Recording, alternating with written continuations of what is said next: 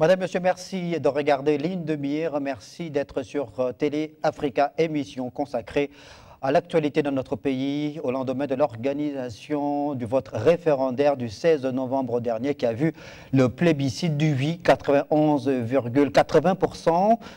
Face à 8,20%, donc la défaite du non lors de ce référendum qui a mobilisé l'ensemble des forces vives de la nation autour de ce projet de constitution. Au cours de cette campagne référendaire et bien avant, on a vu évidemment la mobilisation sur le terrain des acteurs politiques, à la fois le pouvoir déchu, le Parti démocratique gabonais qui avait donc appelé à voter oui lors de ces référendums, mais également les partis de l'ancienne majorité républicaine et sociale pour l'émergence et les formations politiques de l'opposition et même les mouvements politiques qui se sont créés avant ce référendum du 16 novembre dernier. Alors, quel est donc l'avenir à court, moyen et peut-être long terme des partis politiques gabonais, notamment ceux ayant appelé pour le oui ou pour le non? Quel peut être le positionnement ou repositionnement de ces formations politiques après que les Gabonais se soient donc prononcés en toute responsabilité quant à ce projet de constitution? Ce sera le premier thème de notre émission. Le second, lui, sera consacré à ce qu'il est désormais convenu d'appeler l'affaire HPO, Hervé Patrick Opianga. Vous le savez, évidemment, une plainte déposée par la famille de sa fille au tribunal de Lambaréné pour viol ou inceste. Nous allons aborder cette question dans notre émission du jour, après évidemment l'interpellation dont est l'objet Hervé Patrick Opianga, des éléments de force de police qui ont donc fait une descente au siège de l'UDIS, l'Union pour la démocratie et l'intégration sociale, mais également au domicile d'Hervé Patrick Opianga, qui est convoqué à répondre sur cette plainte déposée par la famille de sa fille au sein de la direction des affaires criminelles. Et pour aborder ces deux principes thème, je reçois dans l'émission Ligne de Mire Pascal Nkoulou en sa qualité d'acteur politique, membre de la plateforme Appel d'Angondje. Monsieur Nkoulou, bonsoir. Bonsoir, monsieur. Je reçois également sur le plateau Rufin Tutumumba, secrétaire général de l'Union pour la Nouvelle République, formation politique de l'opposition gabonaise, également membre de la plateforme Appel d'Angondje. Monsieur Tutumumba, bonsoir. Bonsoir. Il y a également sur le plateau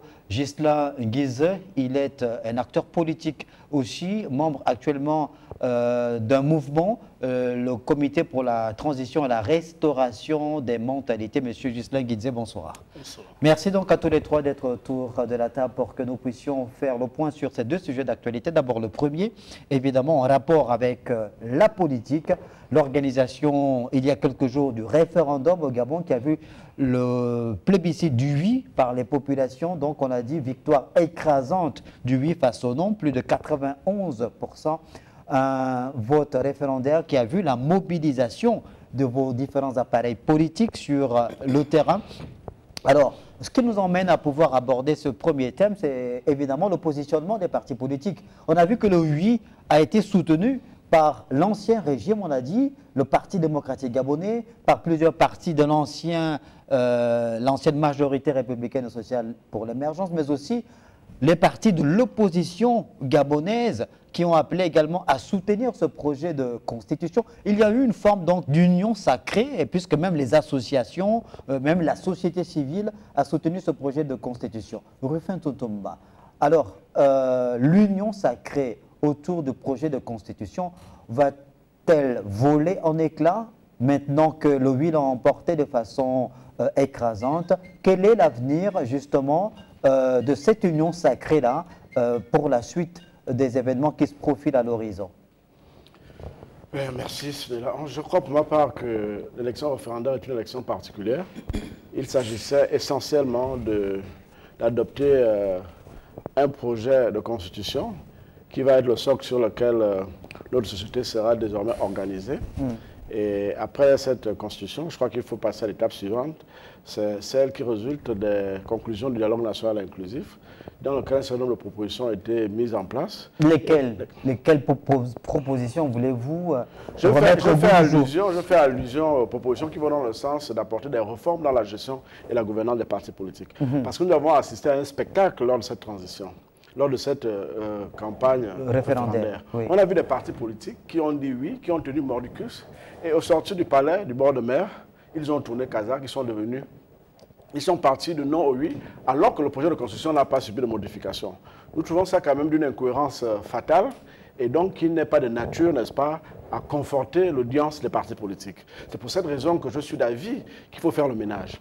On ne peut pas continuer avec des gens qui estiment que faire de la politique, c'est faire du chantage. Faire de la politique, c'est faire du mercantilisme. Ça ne peut pas continuer. Un parti politique a une vision qu'il partage avec ses militants et qu'il propose à la population. Et donc, quand on a une position de oui, on doit être sur le oui, et quand on a une position sur le non, on doit être sur une position de non. Je crois que sur cette question-là, je suis vraiment intransigeant. Maintenant, il faut regarder l'avenir, parce que la réforme dont nous parlons, c'est une réforme qui commence au sein de nos partis. On ne peut pas vouloir que les choses changent et on continue avec les mêmes méthodes. Parce que la réalité, c'est quoi? C'est que cette transition nous a permis de comprendre que certains Gabonais ne jouent que pour eux-mêmes. Donc, on est opposant aujourd'hui parce qu'on n'a pas de poste, parce qu'on n'a rien. Et demain, lorsqu'on a un poste, tout de suite, on devient conforme. On a vu des vidéos circuler où il y a eu des contradictions entre certaines personnalités qui sont aux affaires maintenant, qui ont dénoncé un certain nombre de choses hier. Mais est-ce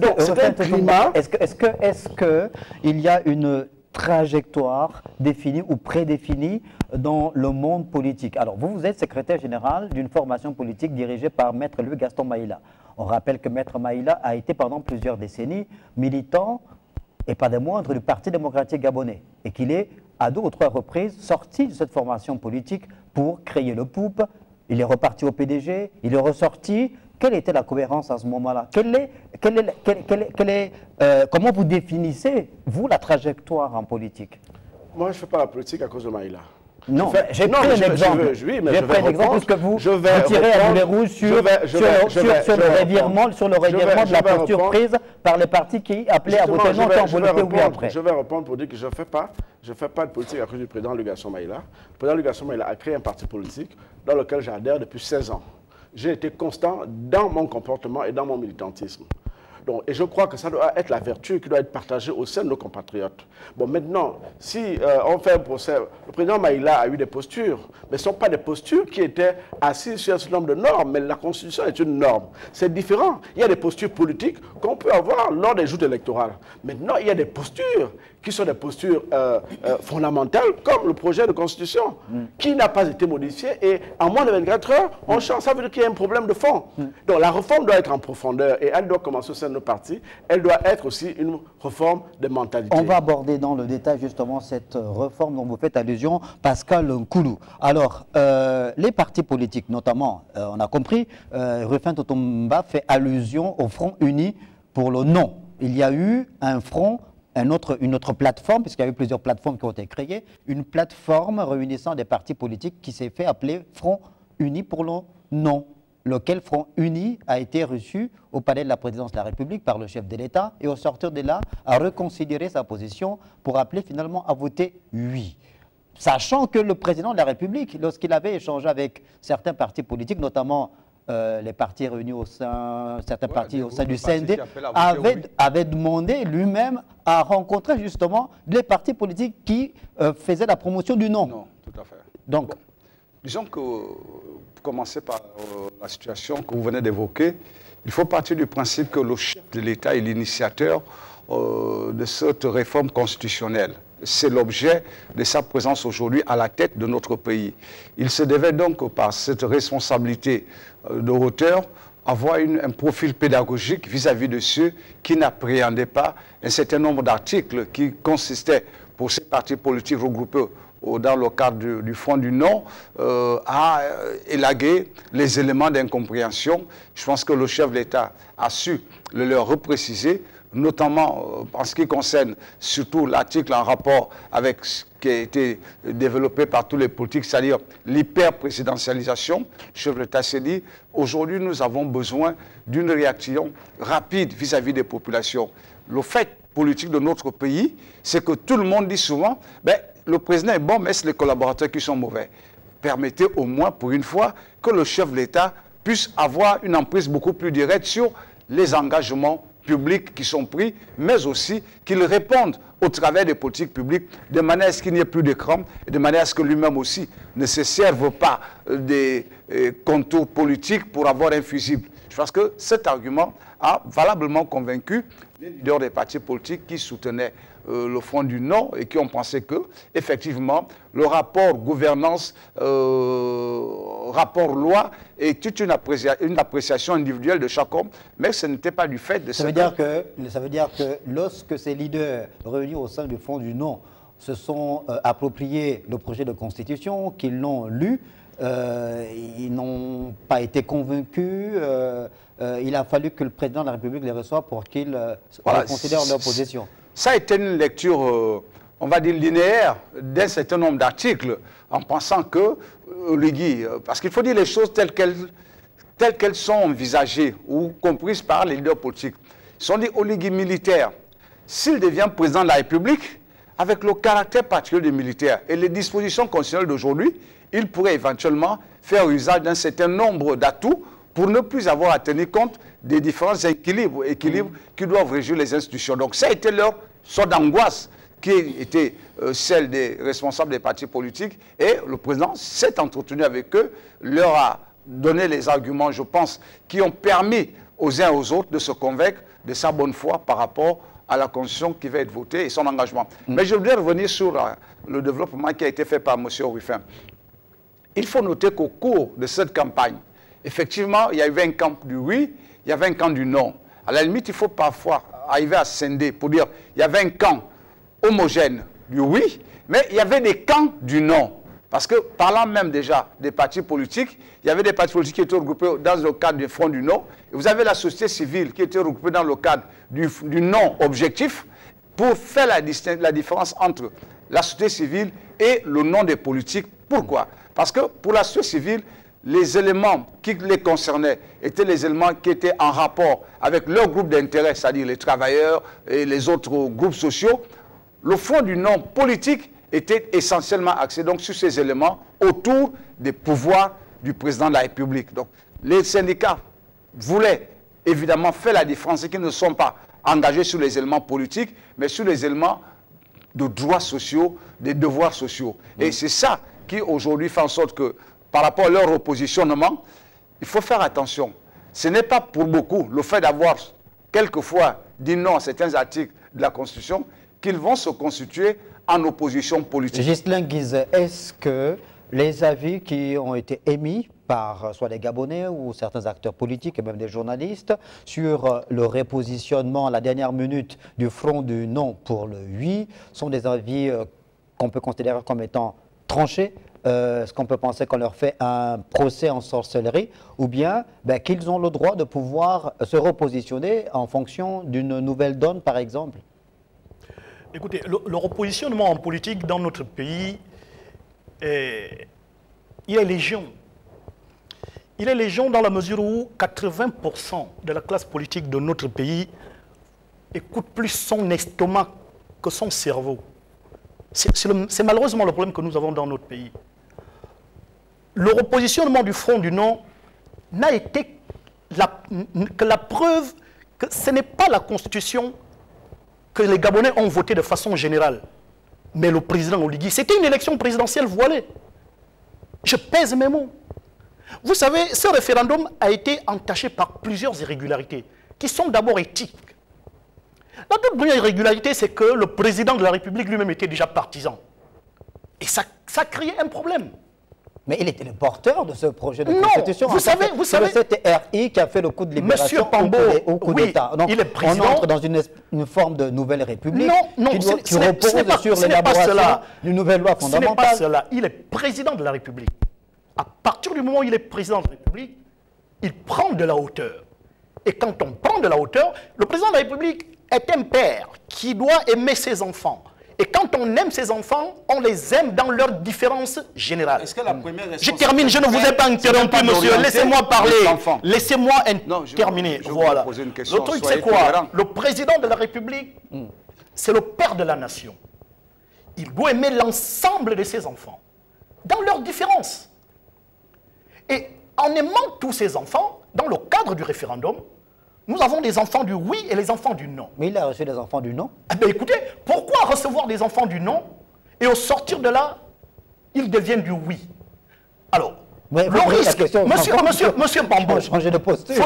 Faudrait pas que nous soyons orientés vers le parti unique. Parce que s'il y a eu un coup de libération, c'était pour permettre au Gabon de décoller véritablement. La situation dans laquelle nous sommes aujourd'hui, c'est qu'en dehors du fait que le président Oligui était déjà partisan, nous l'avons écouté tout au long de cette tournée, nous avons eu une implication massive des forces de défense. Nous avons eu des officiers supérieurs qui battaient campagne. Et un officier supérieur de l'armée qui bat campagne dans sa localité, qui a le courage de dire non. Mais qui est au pouvoir dans ce pays? Pardon? Qui est au pouvoir dans ce pays? Mais écoutez, nous étions dans une élection référendaire, M. Pambo. Ça n'a rien à voir avec le fait que qui était au pouvoir ou non. Et de toi, nous avons eu... Vous semblez oublier qu'on est dans une période d'exception, une période d'exception, de transition, et que pourquoi vous allez mettre sur la table le fait que nous soyons dans une période d'exception, alors qu'il est question de faire redécoller le pays? Il s'agit là de la Constitution. Oui. Il s'agit des éléments, d'un ensemble de choses qui doivent fonder le décollage véritable de notre pays. C'est de ça qu'il est question. Les Gabonais ont-ils voté en toute responsabilité? Les Gabonais... Ou bien vous pensez qu'ils ont été contraints à voter sur l'ensemble du territoire? Comment vous justifiez le fait qu'on se retrouve dans un référendum qui a des camps recomposés de façon véritablement opposée? D'ailleurs, comment est-ce que vous expliquez les près de 50% d'abstention? Il y a des éléments techniques qui ont été... Des éléments techniques peuvent arriver. Je n'ai pas terminé, M. Pambo. Allez-y, terminez. Alors, vous retrouvez toujours sur le même ordre d'idée le parti politique PDG qui se retrouve sur le terrain en train de battre campagne pour le oui. Et les Gabonais se sont dit, mais écoutez, ce parti politique qu'on a cru relayer au calendrier grec se retrouve en train de nous demander de voter oui. Et quand nous savons que quand le PDG prend une position, ce n'est jamais en faveur des populations. Nous avons la possibilité de justifier l'abstention par ce type de manœuvre. Et enfin, nous avons vu de l'argent circuler véritablement. Des personnes qui allaient aux urnes parce qu'on leur a proposé 10 000, parce qu'on a donné 5 000, parce qu'il y a eu un sérieux problème d'éthique pendant ce référendum. Il est question de mettre de l'ordre. Soit nous voulons évoluer, nous voulons véritablement décoller, ou nous devons tourner en rond. Je ne suis pas tout à fait d'accord. Je ne suis pas tout à fait d'accord parce que j'estime qu'on est dans une période de transition. Et la transition est portée par les forces de défense et de sécurité qui ont proposé un projet de constitution. Il faut bien qu'on comprenne que ce projet a une paternité, c'est le CTRI. Mais il va de soi que le CTRI est allé à la conquête du suffrage universel pour valider ce projet de constitution. On a eu 91%. Parce que si on est cohérent avec l'argumentaire de mon frère Ghislain, ça sous-entend que les 91%, ce sont les PDGistes, alors que c'est une contradiction flagrante de mon point de vue. Je crois que les Gabonais se sont exprimés et que l'abstention n'est pas le fait d'un rejet du projet de constitution. Elle est le fait de nos habitudes politiques, la transhumance électorale, où on a des gens qui vivent à Mindi et qui votent à Libreville, où on a des gens qui sont à Libreville et qui vont voter à Mayumba. Donc il y a eu ce fait, premièrement. Deuxièmement, il y a eu le fait d'une faible implication des hommes politiques, qui ont des écuries, qui ont des états-majors, qui ne se sont pas mis réellement en mouvement. C'est la troisième chose. La quatrième chose, c'est le fait que notre fichier électoral n'a pas été aménagé.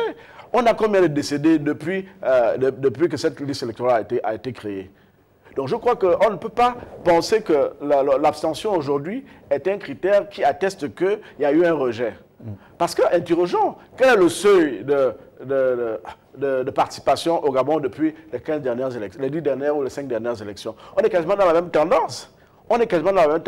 Ce qu'il faut relever de mon point de vue, c'est que la population gabonaise a adhéré à un projet de constitution. Et nous avons désormais une constitution. On attend que la Cour constitutionnelle rende public ses résultats et officiels. Et puis on avance et on prend des lois organiques et des lois ordinaires qui vont nous permettre de rentrer dans la nouvelle République. D'accord. Là, on était en train de parler de l'abstention. On allait un peu plus vite, à danser un peu plus vite que la musique. On reste sur les partis politiques, l'après-référendum. Alors, on a vu ce positionnement des partis, des plateformes, durant cette campagne référendaire. Vous allez garder la main, Rufin Totomba.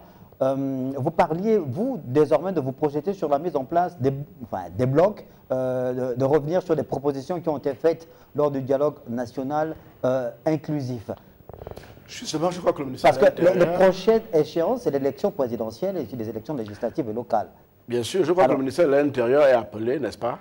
Parce que le ministère de tutelle, si je peux m'exprimer comme ça, c'est le ministère de l'Intérieur qui est appelé après un certain nombre de mesures. Parce qu'on a une nouvelle constitution, il faut une nouvelle loi sur l'organisation des partis politiques, sur le code électoral, sur le découpage électoral. Donc il faut quoi? Il faut que le ministère de l'Intérieur prenne ses responsabilités. On ne peut pas continuer. Vous avez vu les images que vous avez versées tout à l'heure, à notre attention. Mais on a vu les gens qui étaient au oui. Qui étaient au oui, n'est-ce pas? Mais on a vu les mêmes personnes qui sont parties pour le non. Il faut faire le ménage. Moi, je crois que le ministère de l'Intérieur doit trouver un format. Il faut faire le ménage. Il faut qu'on assainisse la classe politique. Il faut changer l'élite politique. Ça ne peut pas continuer. On ne peut pas continuer à avoir les mêmes marmailleurs. Excusez-moi d'être trivial, mais c'est ça la réalité. Il ne faut pas qu'on continue. Il faut faire le rajeunissement de la classe politique, le renouvellement de l'élite politique. Et donc, il faut commencer par réaménager le parti politique. Le ministère de l'Intérieur a, pour terminer, le ministère de l'Intérieur a la conclusion du dialogue national inclusif. Il faut l'apprécier et il faut arriver à un modus operandi qui permet qu'on avance. Alors, Pascal Koulou, le problème aujourd'hui, c'est le système qui s'est créé ou qui a été créé depuis 1990, qui a vu émerger certains acteurs politiques, qui a vu des alliances se faire, se défaire, des positionnements. Tout à l'heure, on parlait de Maître Louis-Gaston Maïla, on peut parler d'autres personnalités, Pierre Claver Monganga Moussavou et bien d'autres. Mais encore que Pierre Claver Monganga Moussavou est resté dans sa posture d'opposant et il n'a jamais rallié le camp du parti au pouvoir. Mais on a vu des espèces d'allées et venues entre l'opposition et la majorité dans notre pays, ce qui a d'ailleurs créé une forme de décrédibilisation, on va dire, des acteurs politiques au Gabon, qui ont perdu beaucoup de leur crédibilité vis-à-vis des populations. Il faut partir du postulat que les populations, les citoyens eux-mêmes, doivent à la base commencer déjà également à changer le rapport qu'elles ont avec les acteurs politiques.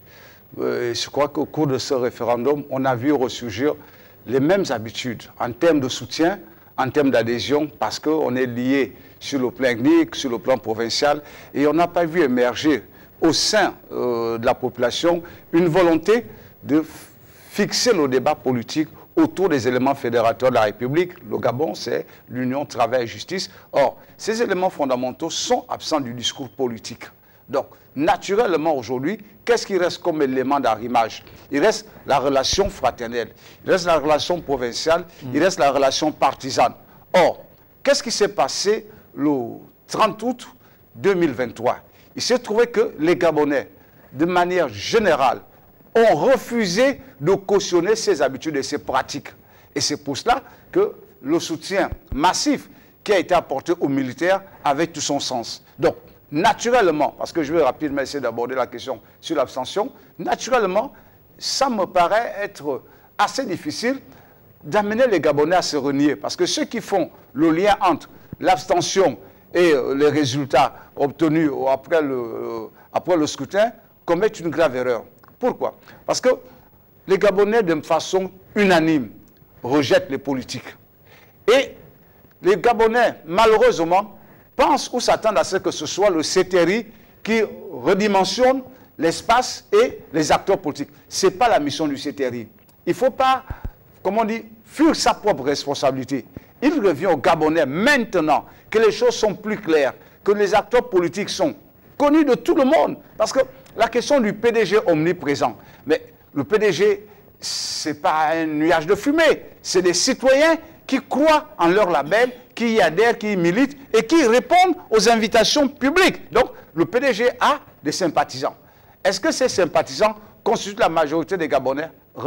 Absolument pas du tout, au regard des tendances électorales qu'on a obtenues dans notre pays. Donc, ce qu'il faut aujourd'hui, c'est que justement, il y ait des citoyens qui prennent sur eux de recréer ce qu'on va appeler des micro-oppositions. C'est-à-dire, chaque leader de famille doit maintenant être capable de se désintéresser du t-shirt, de se désintéresser de ce que M. Guiz a appelé, c'est-à-dire la motivation pour aller aux votes, pour qu'on ait des comportements citoyens.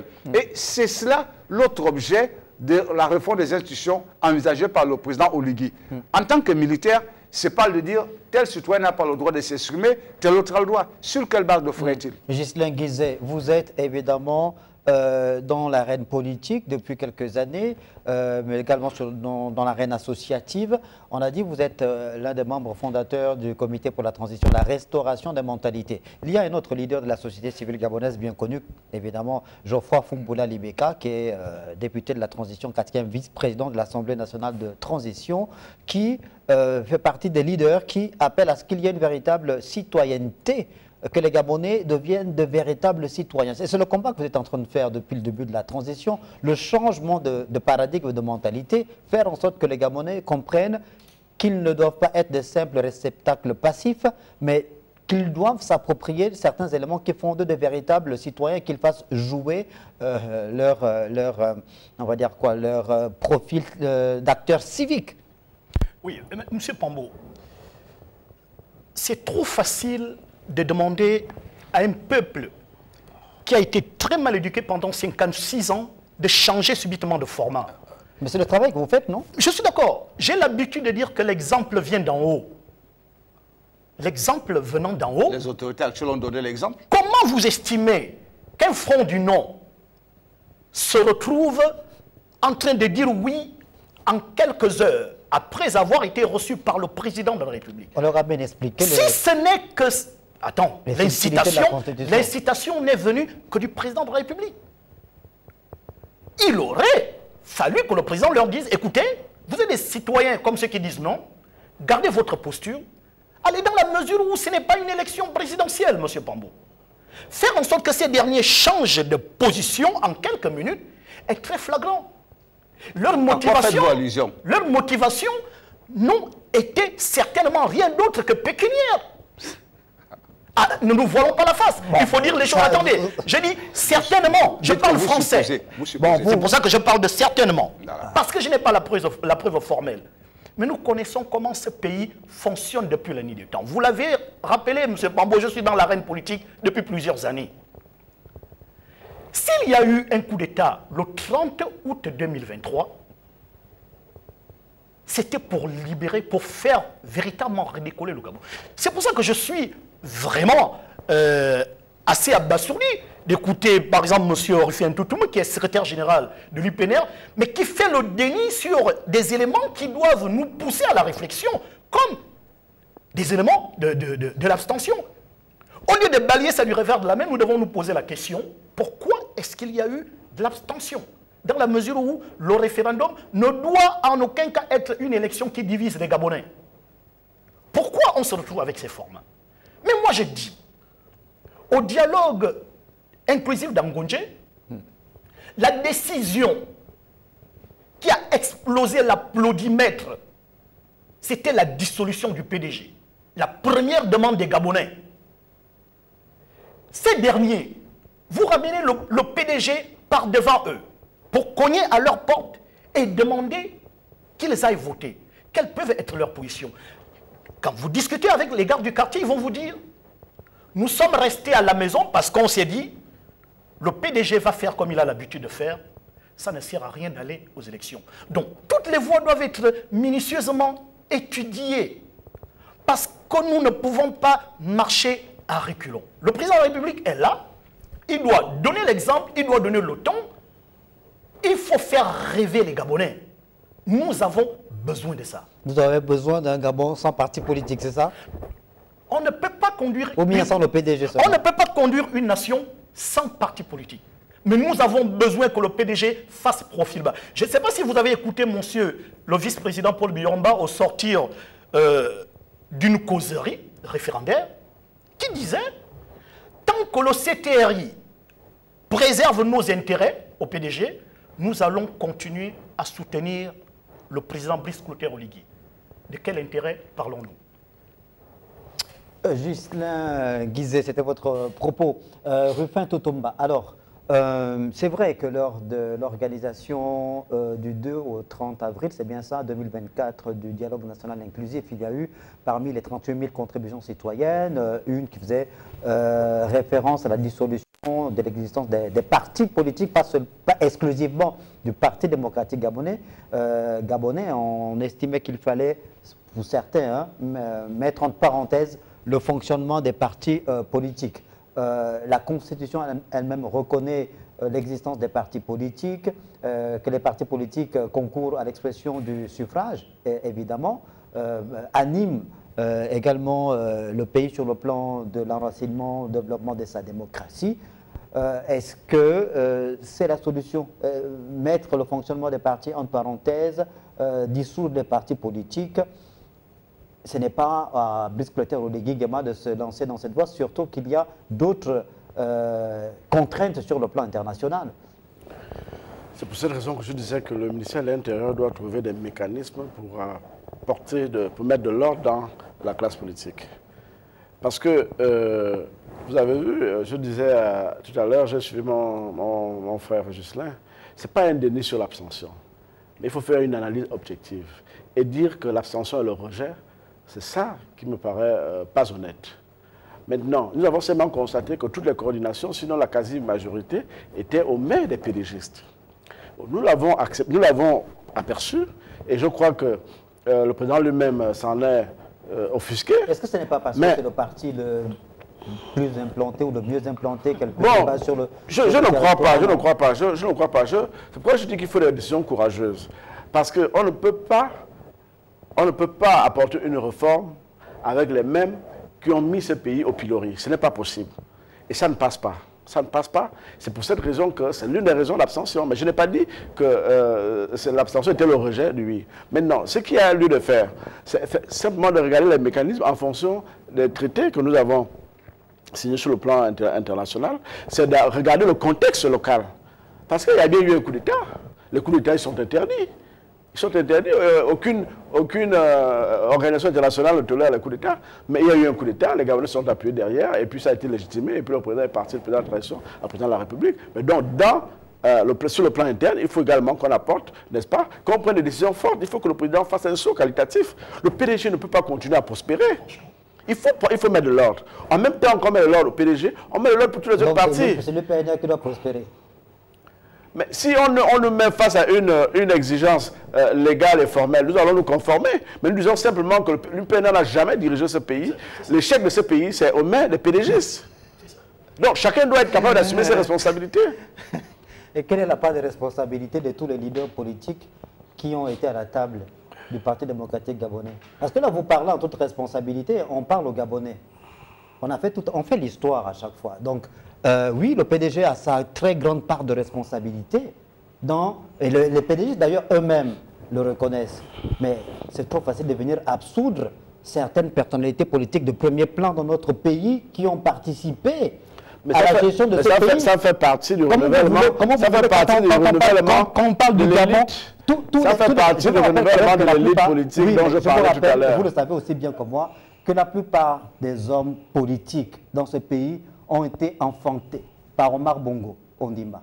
C'est le président Omar Bongo Ondimba. Le système dont on parle, vous le savez, c'est le système Bongo PDG, c'est comme ça qu'on l'appelle. Mais on est passé à autre chose, on a une nouvelle constitution. Oui, on passe au système Ali. Mais donc, chacun est responsable. Oligui Nguema. Donc, c'est-à-dire, à quelle hauteur? Le Parti démocratique gabonais lui-même. Le PDG était un parti État, monsieur. Donc, vous ne pouvez pas le comparer à l'UPNR, qui n'a jamais été un parti État. Et le président de l'UPNR. Le président de l'UPNR. On l'absout. Mais le fait d'avoir été membre du gouvernement ne fait pas de lui quelqu'un qui a de la responsabilité. C'est ça justement la duplicité que vous venez... Ah non,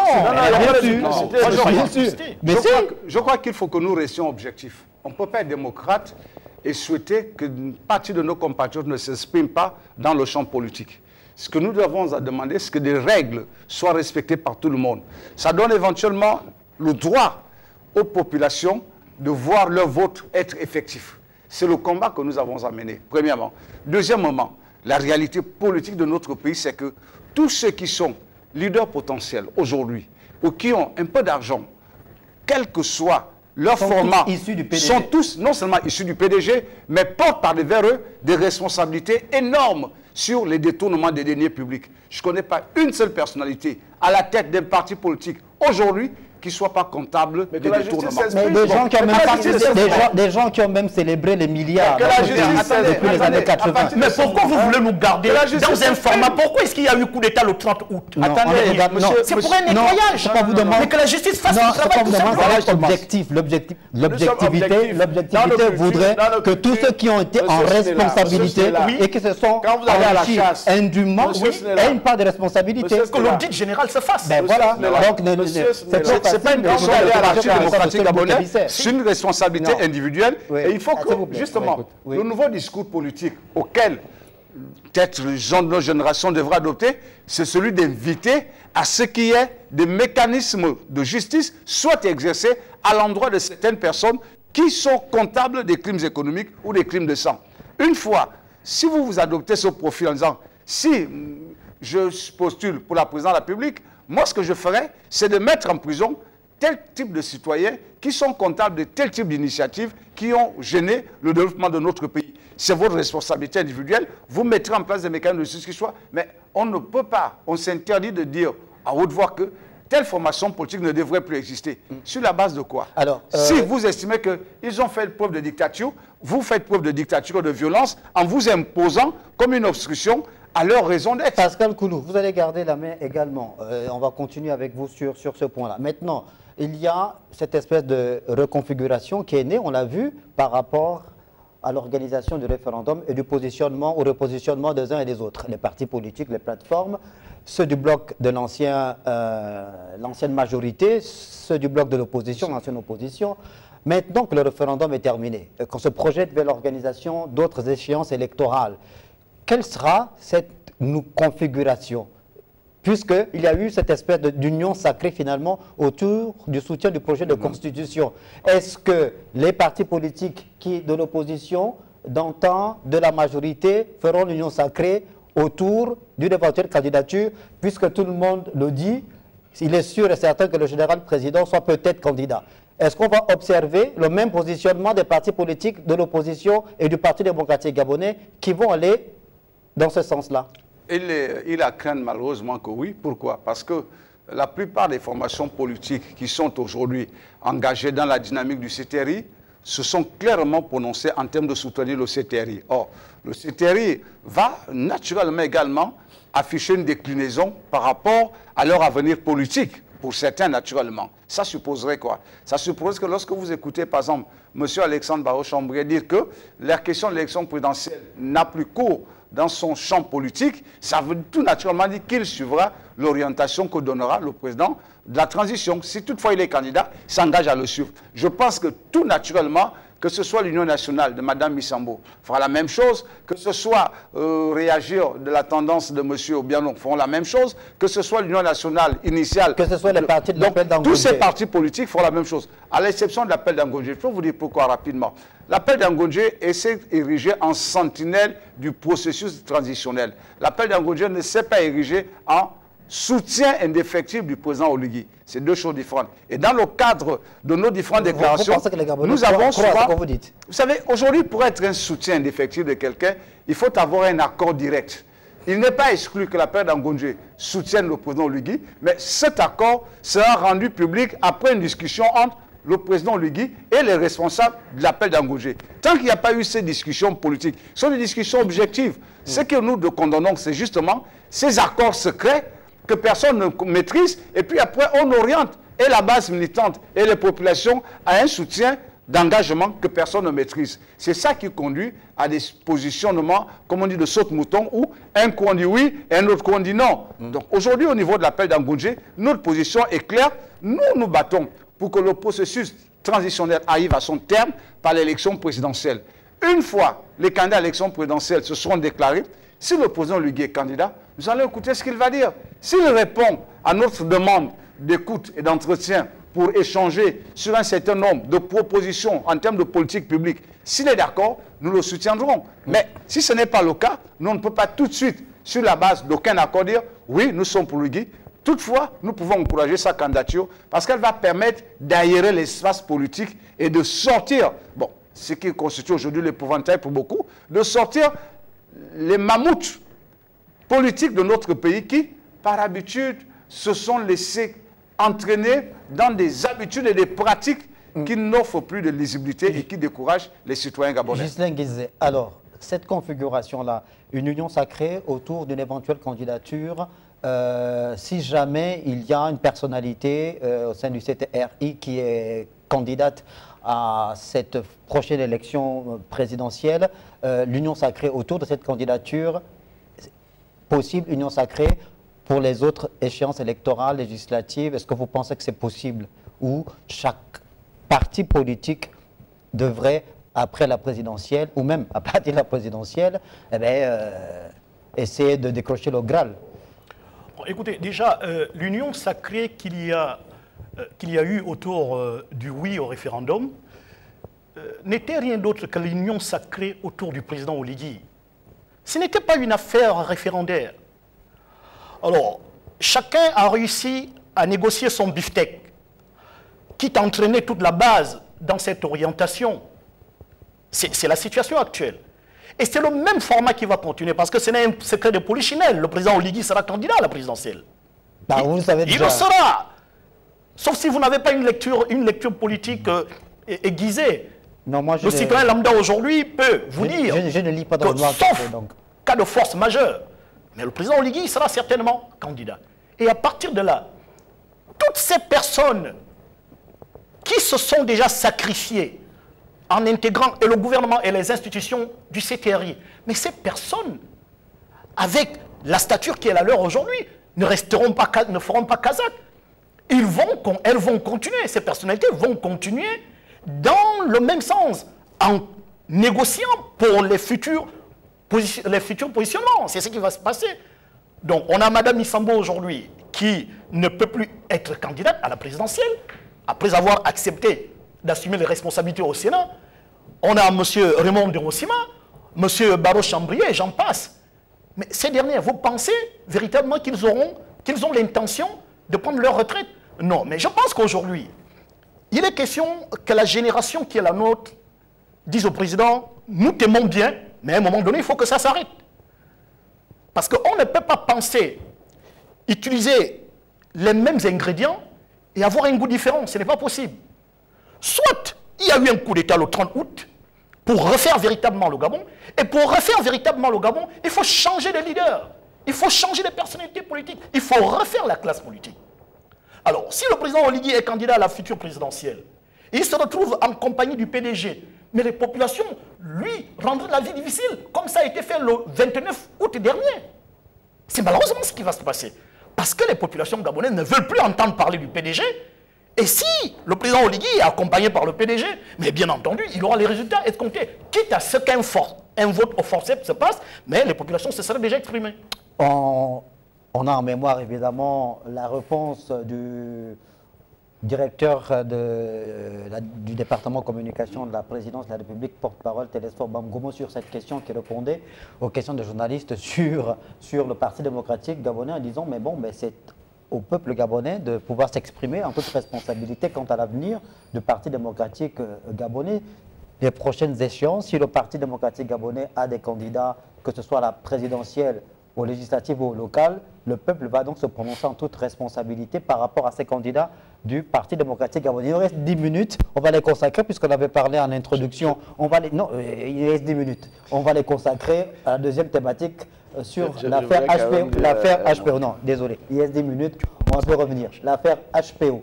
Rufin Tutumba, quel regard portez-vous sur cette affaire? Alors on a appris que le leader de l'UDIS a été convoqué à pouvoir se présenter au sein de la direction des affaires criminelles, je crois, de la police, pour une plainte qui a été déposée au tribunal de Lambaréné contre lui, et il a été incité en justice par, je pense, l'une de sa compagne. On parle d'une affaire de mœurs. Mais les médias, certains médias se sont tout de suite emballés pour faire le rapprochement avec sa posture lors du référendum, parce qu'il avait appelé à voter non. Comment vous réagissez? Bon, je suis un peu gêné. Je suis gêné parce que on revient dans le même format qu'on a connu hier. Quelle est l'opportunité? Cette affaire date de quand? Pourquoi elle intervient aussi diligentement après le référendum? Il a quand même été ministre pendant la transition. Les services spéciaux n'ont pas audité son comportement, ses dossiers. Il y a quand même un problème de fond. C'est pour cette raison que le président Oligui doit faire le ménage autour de lui, pour renouveler la classe politique, pour renouveler l'élite administrative. Parce que ce sont les mêmes schémas.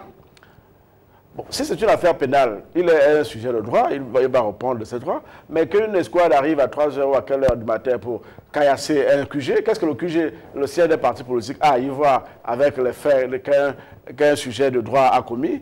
Donc il y a quand même un certain nombre de choses. Moi je pense que pour être très objectif, si M. Pyanga a connu des faits, il doit reprendre de ces faits-là. C'est clair. Maintenant, sur le plan politique, qu'on fasse une différence parce que ça crée dans l'opinion des réminiscences d'un passé pas trop lointain. Et je pense que c'est une mauvaise méthode, c'est un mauvais format et c'est une alerte qui ne passera pas dans l'opinion. Pascal Koulou, d'autres ont estimé notamment qu'il y a d'autres acteurs politiques de premier plan qui ont appelé également à voter non, mais qui ne sont nullement inquiétés par les forces de police qui ne font l'objet d'aucune enquête. Alain Claude Bilibizé ou le professeur Albert Rondo-Ossa ont appelé à voter non, ou bien les Mwangba par exemple.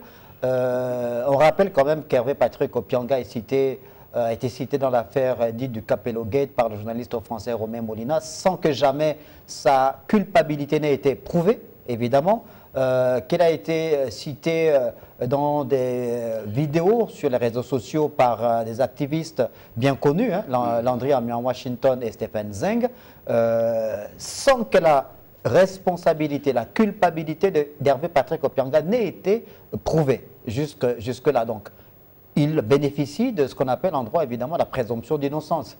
Oui, non, tout à fait. Je dois dire qu'il est légende de constater à travers le monde, dans notre pays, que les faits commis par les hommes politiques ont un intérêt public très relevé. Et c'est pour cela qu'il leur est demandé d'avoir une vie d'exemplarité, parce que tout ce qu'ils font rejaillit de manière potentielle sur les comportements des citoyens à la dimension de la nation.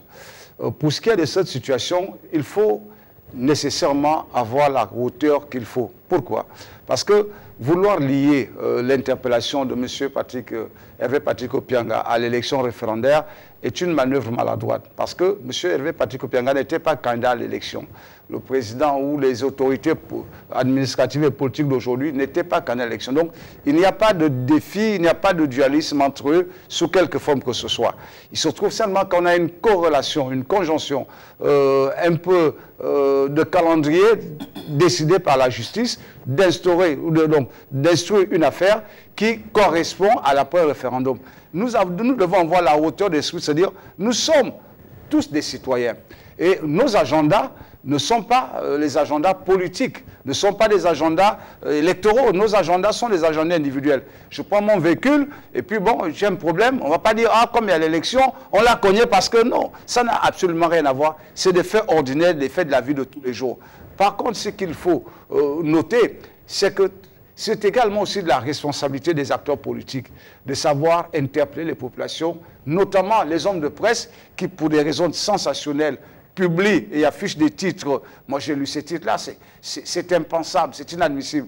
Je crois que M. Hervé Patrick Opianga devrait, dans le cadre de sa formation politique, remettre les choses en ordre et assumer sa responsabilité civile de manière individuelle, quitte à ce que, au niveau de l'instruction judiciaire, on lui reconnaisse son innocence et l'affaire passera pour avoir été une autre diffamation sur sa personnalité. Dans le cas contraire, parce qu'il s'agit quand même d'une plainte de personnes, qui n'est pas une situation isolée, ce dossier court depuis quelques mois déjà, donc à la limite que son aboutissement ou le début d'interpellation en termes d'instruction directe commence maintenant, je ne sais pas pourquoi les Gabonais vont s'en émouvoir, d'une part, et de l'autre, d'autre part, il lui revient.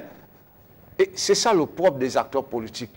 On ne gagne pas une bataille juridique sur la place publique. Tout ce qu'on fait, c'est de créer des vagues. Si on déplace le curseur des tribunaux vers les places publiques, Je vais terminer par un exemple important. Vous savez, le président Clinton, accusé par une de ses secrétaires d'avoir un comportement déviant, a voulu exercer la pression politique et la pression publique. Finalement, il a fini par reconnaître les actes. C'est cet acte d'humilité qui lui a valu la compassion des Américains. Donc, il faut parfois savoir reconnaître nos propres faiblesses. Nous sommes des hommes. Nous sommes susceptibles de faiblesses, d'erreurs. Il faut les reconnaître. Et quand on reconnaît ces erreurs, on fait preuve de grandeur. Ben, Ghislain Guizet, il y a évidemment la responsabilité aussi de la presse, des médias dans cette affaire, puisque l'affaire fait grand bruit depuis ce 20 novembre au soir. Clairement, là, on a des médias qui sont divisés sur la question entre les pros et les anti. Vous aviez parlé tout à l'heure du devoir d'exemplarité, l'exemple devant venir du haut. Est-ce que vous pensez que c'est l'occasion-là, justement, qui est donnée à HPO de pouvoir se soumettre à l'instruction judiciaire? Écoutez, occasion, oui et non. Je pense qu'il y a lieu de regarder, il y a lieu de plancher vers l'opportunité. Quelle est l'opportunité de réveiller un tel dossier en ce moment, au moment où nous cherchons à rétablir les normes de fonctionnement de tout un pays? Quelle est l'opportunité? Justement, rétablir les normes, c'est laisser travailler la justice. Si les avocats de la partie plaignante font pression ou exercent un calendrier qui invite à une interpellation, pourquoi voulez-vous lier cela à la vie politique du pays? Vous avez terminé? Oui. La prochaine fois que je parle, laissez-moi terminer. Non, non, non. Non, quand vous avez la parole, on ne vous interrompt pas. Vous faites des glissements. Non, non, vous ne pouvez pas être un orientateur de pensée, M. Nkoulou. Quand vous avez la parole, on vous la laisse. Quand vous parlez, souffrez de laisser... la pensée des téléspectateurs. Donc souffrez de laisser l'autre aller au bout de sa pensée. Non, n'orientez pas les téléspectateurs. Alors, à partir de cet instant, le président de la République qui est le garant. Parce que nous devons savoir que dans notre pays, le président est le président du Conseil supérieur de la magistrature. Donc, M. Opianga, étant quelqu'un d'une certaine stature, le dossier juridique de M. Opianga est forcément, le président a forcément connaissance de ce dossier. Et il a la possibilité... C'est la République au village. Mais écoutez, non, ça, à partir de cet instant, non, le fait d'être président du Conseil supérieur de la magistrature ne veut pas dire de prendre position. Monsieur Nkoulou, laissez-moi terminer. Laissez-moi terminer. C'est une affaire de... Suivez-moi. Ce n'est pas une question de... Ce n'est pas une question... Ce n'est pas une question... C'est une affaire de mœurs. C'est pas une affaire d'État. Il ne prend pas... Je termine. Monsieur Pambou. Allez-y, terminez. Le président ne prend pas position sur cette question juridiquement. Un président...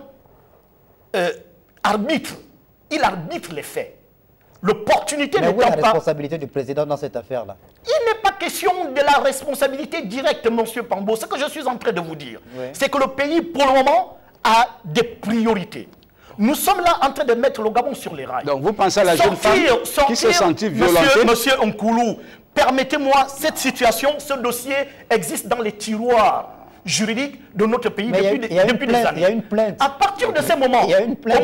Moi je vais vous dire, ce qui est dit au quartier par rapport à ce dossier, c'est que ça ressort parce que M. Opianga a demandé le oui. Mais écoutez, le curseur fonctionnel de notre pays, on le prend au quartier. On va pas redouer. Donc, on ne peut pas, au sortir du référendum, prendre ce dossier et le mettre sur la place publique, en dehors du fait de le sortir au tribunal de Libreville, dont un soit transmis qui est fait par le procureur de la République. Il y a également la police judiciaire qui encercle et le domicile et le siège de M. Opianga. Tout de suite, ça fait un renvoi vers le politiquement incorrect. Il y a eu une perquisition au siège de l'UDIS. Oui. Et pourquoi cela attendait la période référendaire? C'est de ça qu'il s'agit. D'accord, oui, moi, ce que je voudrais d'abord relever, c'est qu'il y a une séparation de pouvoir entre l'exécutif et le judiciaire. Le président de la République peut interférer dans une procédure judiciaire. Et mieux, c'est qu'au niveau du pouvoir judiciaire, il y a les juges du siège, les juges de parquet. Ça existe, la séparation de pouvoir ici? Donc, c'est une procédure. Est-ce que ça existe ici, la séparation de pouvoir dont vous parlez, monsieur Ntoutoum? Dans le cas d'espèce, le président ne peut pas interférer. Monsieur Ntoutoum, la séparation de pouvoir, là, elle est de... La seconde chose, vous ne pouvez pas appeler la République et garder les mêmes vieilles pratiques. Pour le moment, on n'a pas de séparation de pouvoir. S'il vous plaît. Ce n'est pas vous qui allez me la prendre. On écoute Rufin Ntoutoum. On va écouter. Je voudrais qu'il ressente ce que je ressens, qu'on n'interrompt pas les gens. Non, c'est bon. Je ne veux pas interrompre. Ah, bien sûr. On va donner la parole, monsieur Guizet. La deuxième chose qu'il faut relever, c'est qu'il y a une instrumentalisation politique. Parce que quand vous scrutez un peu les réseaux sociaux, il y a la presse en ligne, naturellement, qui a été instrumentalisée. Et vous voyez les éléments de langage qui sont utilisés. Ça, se sous-entend qu'il y a une procédure de communication politique derrière qui tend à changer le curseur en partant d'un problème judiciaire à un problème politique. Et c'est ça qui interpelle d'ailleurs. Et c'est ce qui nous pousse certainement à comprendre la position du non. Parce que, rappelons, nous qui sommes dans la politique, nous savions que Vision 2025 est dirigée par le président Opianga. Et qu'en sens, il était question que cette plateforme prenne position. Mais le président Opianga a gardé les membres de la plateforme jusqu'à la dernière minute sans prendre position. C'est à la dernière minute qu'il vient lui-même en tant que UDIS prendre position. Non, c'est ça ce qui me paraît extraverti dans ce procès. Mais je crois qu'il faut qu'on regarde celle qui a été abusée. Il faut qu'on regarde cette famille qui est meurtrie. Et c'est ça qui est important. Je crois que l'opportunité est peut-être liée au fait que la famille a estimé que le président Opianga n'a plus les mêmes leviers d'hier qui lui permettaient de se gargariser et peut-être de fuir la justice, je crois. Merci beaucoup, Rufin Ntoutoum. Merci à tous les trois. Merci également à vous, Pascal Nkoulou et à Ghislain Guizet, d'être passés sur le plateau de l'émission Ligne de Mire. On n'a pas fini d'épuiser cette actualité. Non, mais on est arrivé au terme. C'est la conclusion. On est arrivé au terme. C'est bon. Pour le moment, pour le moment, évidemment que le procureur de la République, s'il vous plaît, monsieur Nkoulou, merci beaucoup. Donc le procureur de la République va certainement se prononcer dans les prochaines heures sur cette forte actualité. On aura davantage des éléments qui vont nous permettre d'apprécier cette situation. Mais on rappelle évidemment que ce n'est pas les médias qui font la justice. Merci beaucoup d'avoir regardé cette émission. On se retrouve prochainement sur les antennes de Télé Africa.